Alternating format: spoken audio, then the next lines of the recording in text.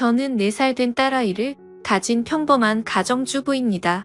너무 어이가 없고 짜증이 나서 그리 엉망진창이라도 이해를 부탁드려요. 일단 어디서부터 이야기를 꺼내야 할지 정리가 되지 않지만 최대한 간결하게 이야기하겠습니다. 몇 년 전에 제 딸아이가 돌이 될 무렵에 낯선 번호로 어떤 여자에게서 전화가 왔습니다. 어려 보이는 목소리의 여자였는데 저희 남편과 사랑하고 있다고 당당하게 말하더군요. 마른 하늘에 날벼락이 내린 듯이 무슨 말인 건가 싶고 황당했죠. 너무 당황스러우면 아무 말도 나오지가 않는다는 걸 그때 난생 처음으로 알았습니다. 솔직히 남편을 많이 믿고 지내왔기에 조금도 의심하지 못했습니다. 연애 때부터 결혼해서까지 한결같이 저에게 잘해줬었고 아이에게도 그 누구보다도 다정하고 가정적이었거든요. 술, 담배도 안 하고 일이 늦게 끝나는 직업이라 바람 피울 상황도 못 된다고 안일하게 생각하고 있었는지도 몰라요. 아무튼 그 순간에는 너무 당황스러워서 전화를 그냥 끊어버렸어요. 그리고 나서도 몇 번 더 전화가 왔지만 너무 떨리는 마음에 차마 그 전화를 받지를 못했죠. 당황스럽기도 했고 믿기지 않는 그 상황에 무슨 말을 해야 할지를 모르겠더라고요. 그렇게 제가 전화를 받지를 않자 문자 몇 통이 연달아서 계속해서 오더군요. 남편과 다정히 찍은 사진이랑 긴장문의 문자로 남편과는 1년 정도 만나왔고 서로 사랑하고 있으니 저보고 포기해달라고 합니다. 자기는 제 남편 없이는 못 산다면서 왜 그런지에 대해서 구구절절 이야기를 길게도 풀어서 얘기하더라고요. 일단 남편이랑 얘기한다고 답장을 보냈고 남편이 퇴근하기를 기다리는 시간이 천년만년 같았어요. 전화로 어찌된 일인지 터볼까를 100번쯤 고민하다가 변명을 만드는 시간을 주는 것 같아 겨우 참고 기다리니 남편이 퇴근을 하고 아무렇지 않게 집에 들어오더군요. 아무 일 없는 척 웃으며 들어오는 남편에게 사진을 보여주며 물으니 얼굴이 사색이 되어서는 제게 용서해달라며 빌더라고요. 회사에서 만난 여직원인데 자기에게 호감을 보여 순간 혹한 적은 있지만 나를 배신한 적은 없다고 합니다. 그냥 외로워서 몇 번 만나서 같이 술이나 한 잔 마셨던 것 뿐이고 자신은 우리의 가정을 깰 마음이 절대로 없다고 하더라고요. 제가 아이와 밤낮으로 잠도 못 자고 씨름하고 있을 때 남편이라는 작자가 외로웠다는 핑계로 그 여자와 술 퍼마시고 다녔다는 걸 용서해야 하나요? 저는 멍청하게도 그런 사실을 전혀 몰랐다는 게 너무 화가 났고 앞으로 이 사람을 예전과 같은 마음으로 대할 수 있을까 싶더라고요. 결혼 전엔 남편이 바람핀다면 당장 이혼해야지 라고 생각했었는데 막상 상황이 생기고 보니 자꾸 남편의 변명을 믿고 싶고 한 번만 눈 감으면 우리 집이 다시 예전처럼 돌아갈 것 같았어요. 참 바보같이 말이죠.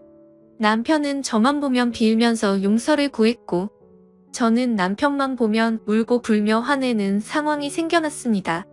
그렇게 보름 정도가 지났을 때쯤이었죠. 갑자기 남편이 이혼을 하자고 하더라고요.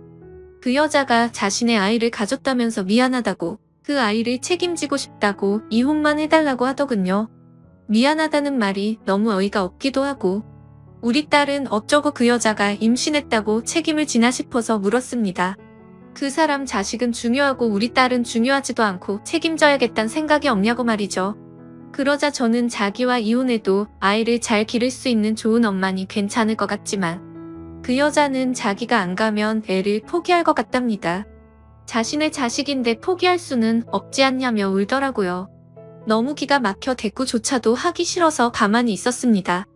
이 집은 저를 준다고 자기만 보내주면 된다고 하면서 저더러 자신이 없어도 너는 잘 살 거라고 이해해달랍니다. 그 여자는 너무 어리고 자기 없이 애를 키울 수 없다고 하면서 말이죠. 융자 가득한 집 주면서 생색내는 꼴이 너무 황당하고 우습더라고요. 처음에는 절대로 저를 배신한 적 없다고 변명할 때는 언제고 이제 와서는 세상 둘도 없는 사랑꾼인 척하는 게 가증스러워서 오만정이 다 떨어져서 그냥 이혼하겠다고 했습니다. 그냥 절대 이혼해주지 말고 그 여자랑 그 아이 아빠 없는 애로 평생 살게 해버릴까도 생각은 해봤었죠. 솔직히 저도 이혼을 하고 나면 아빠 없이 애를 잘 키울 수 있을까 무섭기도 했지만 어차피 이혼 안 하고 살아도 내 남편이 그 여자랑 바람핀 걸 제가 알았고 그 여자와 살고 싶다는데 굳이 제 인생도 같이 갉아먹히면서 복수를 하면 저는 영원히 이 배신감에 갇혀 살 것 같더라고요.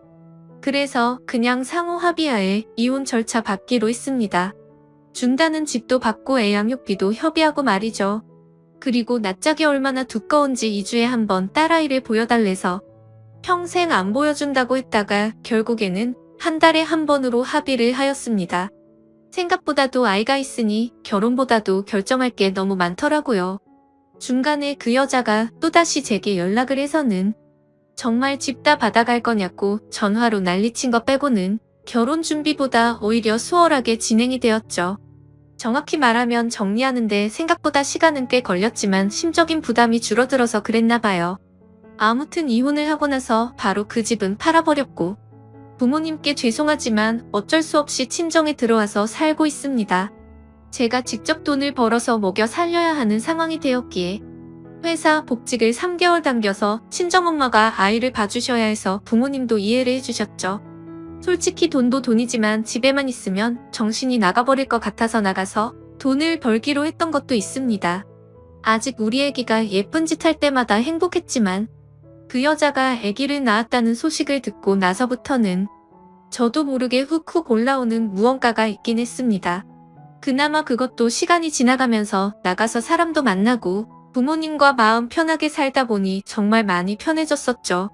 아무튼 이 얘기가 이따위로 끝나면 너무 억울할 텐데 다행스럽게도 여기서 끝이 아니었네요. 며칠 전 아이가 남편을 만나는 날이라 아이를 아침에 보내고 저녁에 데리러 갔더니 전 남편이 아기만 집에 먼저 보내고 저한테 얘기 좀 하자고 하더라고요. 그때 당시에는 아이와 관련된 이야기인 줄 알고 카페로 가서 가만히 앉아 있었습니다. 그러자 갑자기 크게 한숨을 쉬더니 자기 벌 받은 것 같다고 하더라고요. 무슨 헛소리를 하는 건가 싶어서 대꾸도 안 하고 쳐다봤더니 그 여자랑 낳은 아들이 자기 애가 아닌 것 같다고 하더군요. 자기랑 그 여자는 둘 다 A형인데 아이가 B형이라 의심이 간다고 말이죠. 자기가 찾아봤는데 B형이 나올 수 없다는 걸 알았답니다.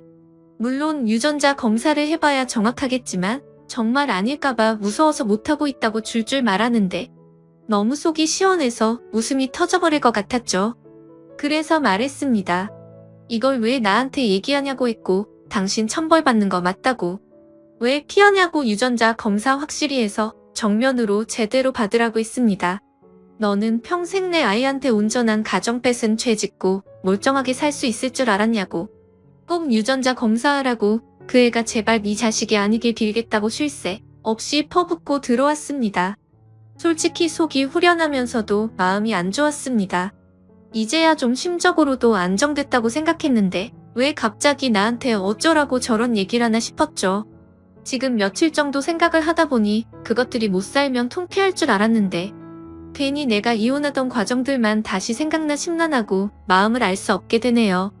만약 전 남편이 자기 자식이 아니란 걸 알게 되고 저한테 같이 살자고 하면 어떻게 해야 할지 좀 고민도 들고 딸아이 때문에 제 마음이 약해질까봐 걱정이 됩니다.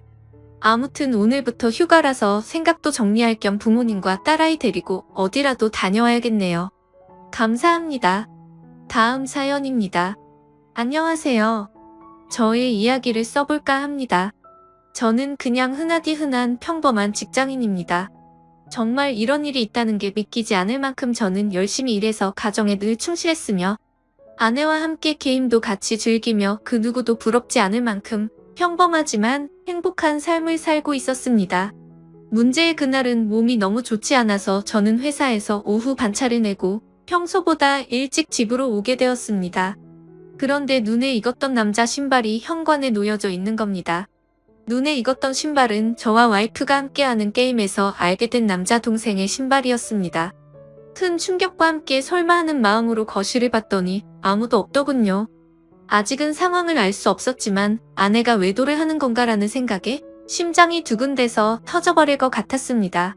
근래 들어 화장실에 들어가서 2시간씩 배가 아프다고 안 나오는 일이 허다했었고 하지 않던 산책을 갑자기 나가곤 해서 평소와 행동이 달라 뭔가 미심쩍긴 했었습니다. 흥분된 마음을 다잡으며 거실을 지나 안방 쪽으로 가는데 하하호 웃는 소리가 적나라하게 들리는 겁니다. 정말 하늘이 무너지는 기분이 이런 걸까요? 너무 충격을 받은 저는 순식간에 달려가서 방문을 벌컥 열어버렸습니다. 두 사람은 같이 컴퓨터 게임을 하고 있었고 문을 여는 소리에 뒤로 돌아보고는 두 사람 다 엄청 놀란 표정을 짓더라고요. 그리고 그 남자는 역시나 제가 친동생처럼 잘 대해주던 그 동생 놈이었습니다. 일단 마음을 진정시키고 물었습니다. 우리 집에는 무슨 일로 온 거냐고 하니까 제 아내와 같이 컴퓨터 게임을 하려고 놀러 왔다고 하더군요. 상식적으로 유부녀와 같이 단둘이서 게임방을 가서 게임을 하는 것도 아니고 집에서 게임을 한다는 게 말이 되나요? 저는 그래서 게임방을 놔두고 왜 집에서 게임을 하냐고 물어보니까 그 남동생은 그렇지 않아도 지금 그러려고 했다고 더듬거리면서 말을 하더라고요.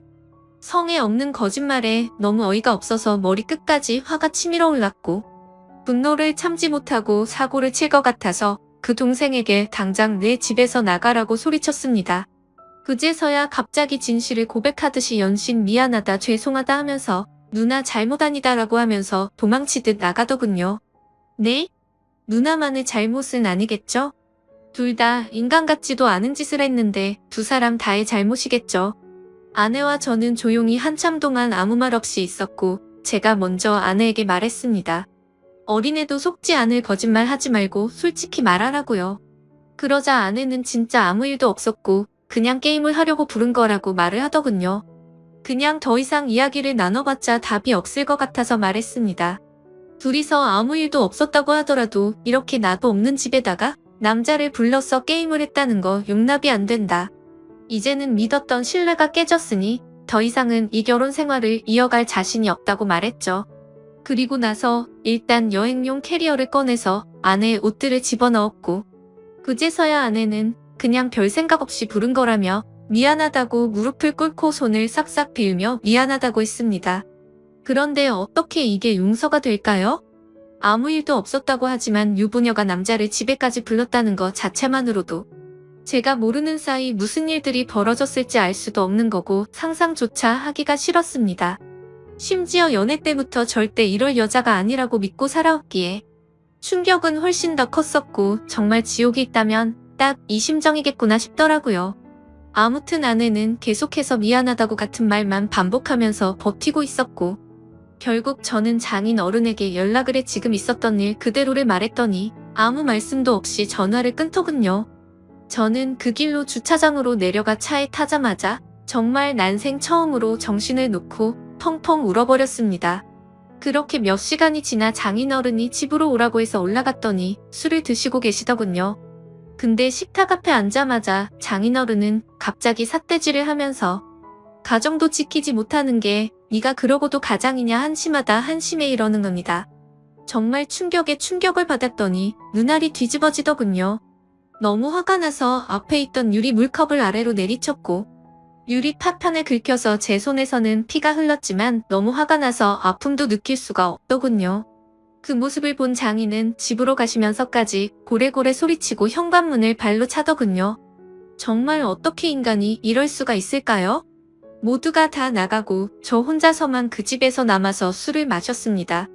정말 몸이 좋지 않아서 조퇴를 해서 몸 상태가 말도 아니었는데 몸도 마음도 엉망진창인 상태로 웃었다 울었다를 반복하다가 잠이 들었네요. 다음날 저는 아내와 얼굴을 보고서 마무리를 지어야 할 것 같아서 무작정 차를 몰고 아내의 친정댁으로 갔습니다. 근데 아내는 대뜸한다는 말이 어떻게 매번 오빠만 생각해? 그냥 집에서 게임 좀 한 것 같고 왜 그러냐며 나 좀 내버려둬라고 하더군요. 정말 낯짝이 두꺼워도 본인이 그따위 짓을 해놓고 어떻게 저런 말을 할 수 있을까요? 정말 마음 다 잡고 갔음에도 눈알이 또 뒤집히더군요. 정말 제 아내는 저를 호구로 생각했던 거구나 깨달았습니다.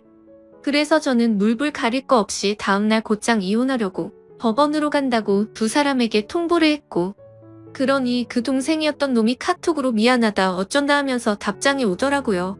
그래서 두 사람 언제부터 만난 거냐고 하니까 얼마 안 됐다면서 미안하다고만 하더군요. 그래서 그냥 미안할 필요 없고 앞으로 네가 책임지고 살라고 하니까 누나를 지금 제가 어떻게 책임지냐?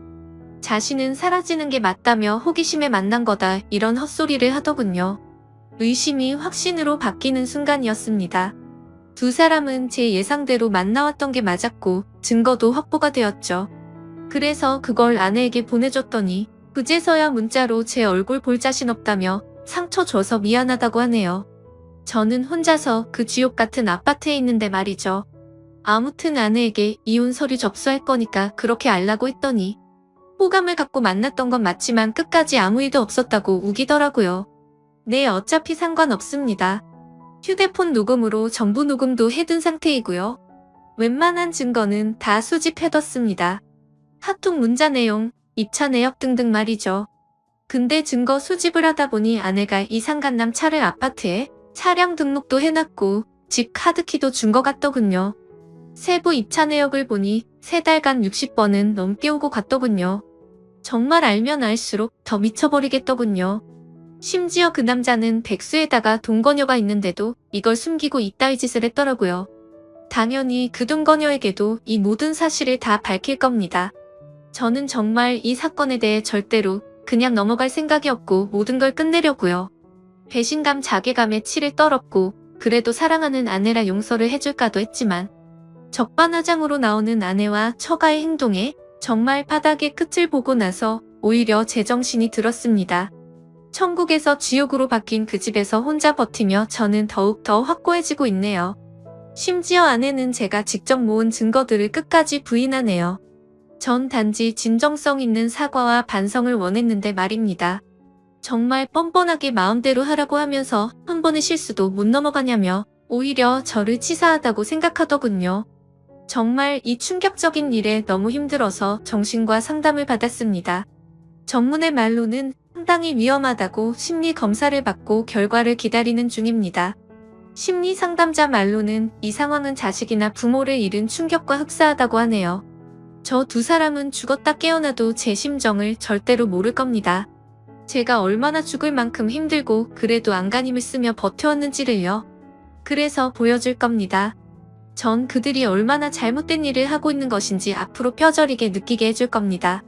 저를 건드린 건 인생 최대의 실수라고 생각이 들게 해주고 싶네요. 지금까지 제 사연을 들어주셔서 감사드립니다. 다음 사연입니다. 넋두리입니다. 자작이라 하셔도 좋고 멍청하다고 욕을 하셔도 좋습니다. 그냥 어디에든 말하지 않으면 너무 힘들어서 제가 정신이 나갈 것만 같아서 이렇게 글을 씁니다.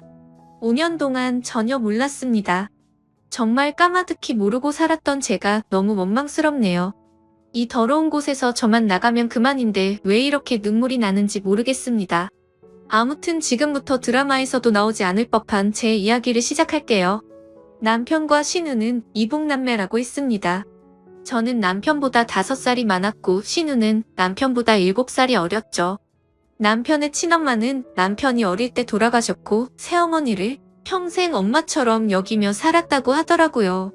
그리고 그 새어머니와 친아버지 사이에서 태어난 신우가 있었는데 나이 차이가 많아서 그런지 남편은 살뜰하게 신우를 살폈고 신우는 저랑 나이 차이가 많이 나서 그런지 약간의 어린 행동을 하는 것 외에는 그저 무난무탈한 신우였습니다.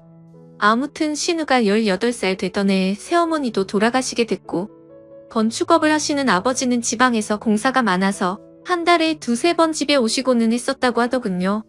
가끔 도우미 아줌마를 부르기도 하고 남편하고 신우가 청소랑 밥을 해먹으면서 서로 챙기며 살아가던 시절에 저는 남편을 만나서 연애를 했죠. 그때 신우의 나이는 20살이었고 남편의 나이는 27 그리고 저는 32의 나이였습니다.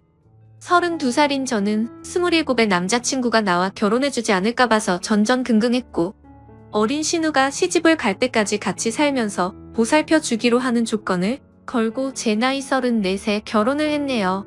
신우는 크게 모나지 않고 성격이 무탈한 편이었고 자기 일은 자기가 스스로 하는 편이라 크게 부딪힐 일이 없었습니다.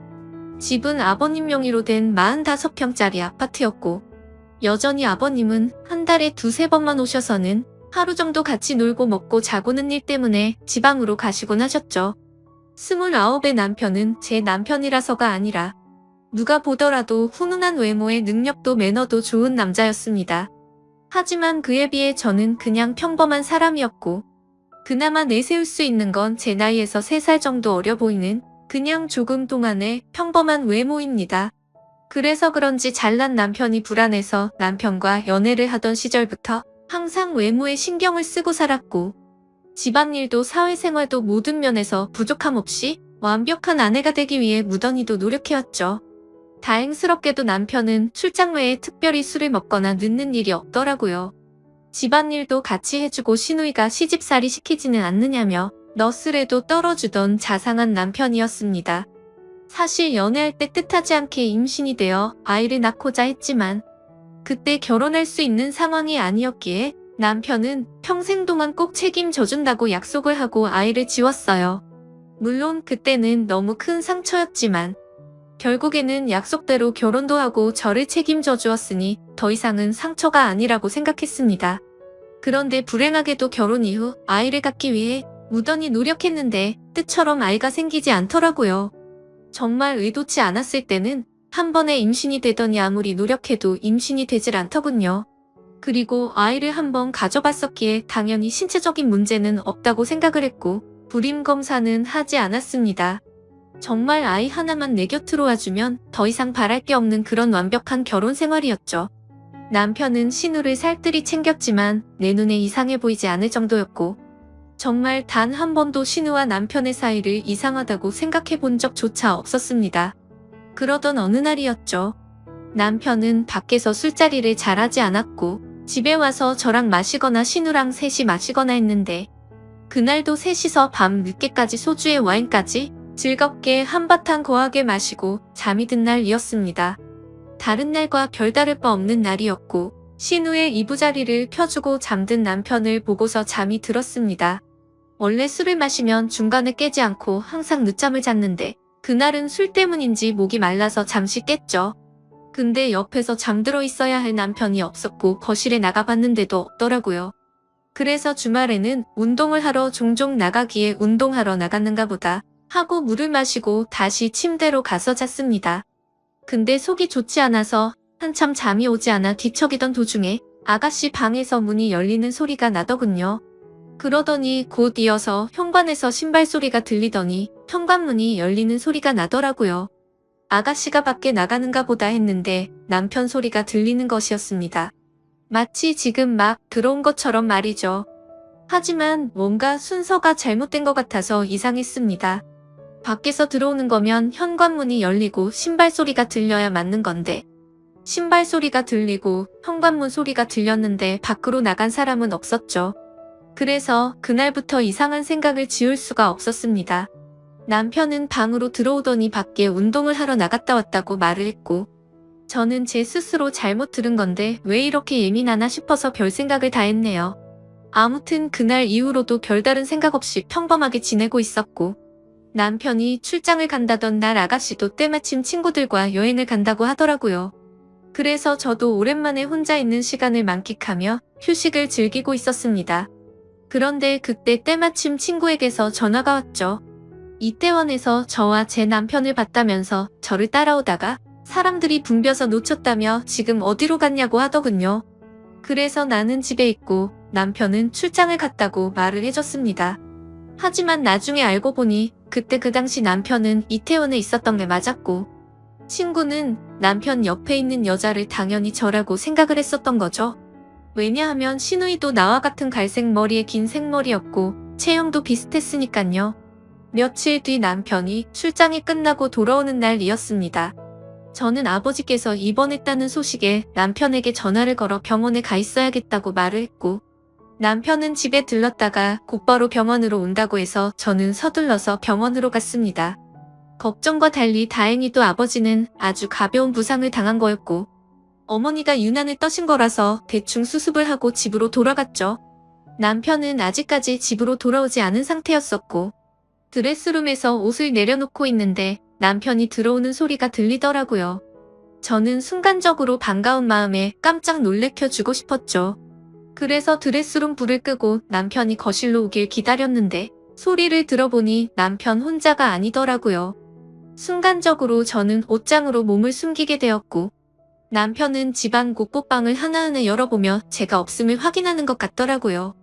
그러더니 소파에 앉는 소리가 들렸고 두 사람의 대화 소리가 들리는데 정말이지 저는 악몽을 꾸는 것 같았습니다. 이태원의 그 맛집은 과대평가가 됐다면서 이번에 갔던 여행은 너무 즐겁긴 했는데 혹시나 언니가 의심하진 않을까? 이런 소리가 들리더라고요. 그러자 남편은 그 여자 미련해서 모른다면서 무슨 일 생기면 자신이 다 책임질 테니 걱정 말라고 하더군요. 너무 억울하고 화가 나서 눈물이 났고 도저히 참을 수 없는 분노에 이성의 끈을 놓아버린 저는 문을 열고 거실로 나갔습니다. 그러자 남편과 신우는 깜짝 놀라서 저를 쳐다보는데 정말 짐승이 따로 없는 것 같았습니다. 저는 남편의 멱살을 잡고 어떻게 된 거냐고 소리를 질러댔고 저를 뿌리치더니 그 둘은 아무 말 없이 집을 나가더군요. 그날 이후로 이틀 동안 그 둘은 돌아오지 않았고 제 연락도 받지를 않았습니다. 그래서 저는 이틀 동안 연차를 쓰고 집에만 있다가 3일째 되는 날 출근을 했죠. 그리고 퇴근하고 집에 돌아와 보니 제가 출근한 건 어찌 알았는지 집에 다녀간 흔적들이 보였습니다. 그렇게 남편을 기다린 지 5일 만에 남편이 집으로 들어와서 얘기를 하자며 들어오더라고요.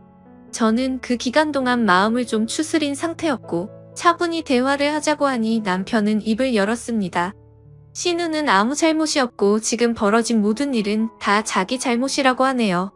신우는 사실 새어머니가 데리고 들어온 갓난아이였고 자신 아버지의 피가 섞이지 않았답니다. 새어머니를 받아들이지 못하는 할머니 때문에 애를 낳아왔다고 아버지가 거짓말을 한 것이었대요. 아무튼 그렇게 새어머니가 돌아가시고 나서 신우는 남편에게 많이 의지를 하게 됐고 집에서나 밖에서나 단둘이 지내는 일이 많아지고 서로 의지하면서 서로 간의 감정이 커져가기 시작합니다. 그때 서로의 마음을 알게 됐을 때가 신우가 대학생이었고 남편은 군대를 전역했을 때였다고 하더라고요. 하지만 아무리 피가 안 섞인 남남이라고 할지라도 잘못된 걸 알았기에 서로가 몇 번이나 연락을 끊고 새롭게 살아보려 했지만 잘 되지 않았답니다. 그냥 서로가 가족, 연인, 그 이상의 감정이라 더 이상은 끊어낼 수가 없다는 사실을 깨달았다고 하더군요. 저랑 연애하는 기간에는 물론이고 결혼하고 나서도 두 사람은 저를 속여왔다고 다 털어놓았습니다. 신우가 간혹 생겼다던 남친도 다 거짓말이었고 단지 제 눈을 피하기 위한 일종의 작전이었던 거죠. 신우의 철없는 행동으로 혹시나 내 의심을 살까봐 남편이 그동안 케어한 것까지 전부 말을 하더군요. 그리고 남편은 혹시나 하는 마음에 정관수술까지 했답니다. 제가 아이를 가지면 신우가 질투에 눈이 멀어서 무슨 일이 벌어질까봐 그랬답니다. 정말 남편이 진실되게 하는 말을 들으면서도 이게 꿈인지 진짜인지 믿을 수가 없겠더라고요. 순순히 자기 입으로 시인을 했지만 간통죄가 없어졌으니 이 둘을 감옥으로 보낼 수도 없는 노릇이었습니다. 이혼 소송을 해서 재산이라도 뺏어보려 했지만 변호사와 상담을 해보니 어차피 둘이 결혼해서 같이 모은 돈 반 나누는 거 외에는 위자료 1,000만 원에서 3천만 원 정도 받을 수 있을 거라고 하더라고요. 그런데 남편이 1억을 주겠다며 괜히 남들 입에 오르내리지 않게 소송은 하지 말고 조용히 협의 이혼을 하자더군요. 같이 모은 돈도 전부 저를 주고 위자료로 1억을 주겠답니다. 그 말이 저를 위해서가 아니라 신우를 위해서인가 보다 생각이 들더군요. 그리고 얘기를 들어보니 시아버지란 사람도 이미 알고 있는 것 같았습니다. 세상을 떠난 새엄마라는 사람과도 생전에 서류상으로 혼인을 하지 않았었고 서류상으로도 둘은 정말 완벽한 남남이니 이제 저만 없어지면 둘이 잘 먹고 잘 살 수 있겠지 싶더라고요. 저도 도저히 그 인간과는 지낼 수 없었기에 모든 걸 포기했습니다. 이혼 서류는 이미 접수했고 5년 동안 모은 돈과 위자료 1억까지 오늘 입금이 되었더군요. 저와 대화한 이후로 남편과 신우는 단 한 번도 집으로 들어오지 않았고 저는 이제 제 옷가지들만 싸서 이 집에서 나가면 되는데 왜 이렇게 가슴이 먹먹하고 찢어질 것 같은지 모르겠네요. 우리 부모님께서는 아직 이 사실에 대해서 전혀 모르시는 상황이고 제 친구들도 아무도 모르는데 저는 어디로 가서 울어야 할지 모르겠습니다.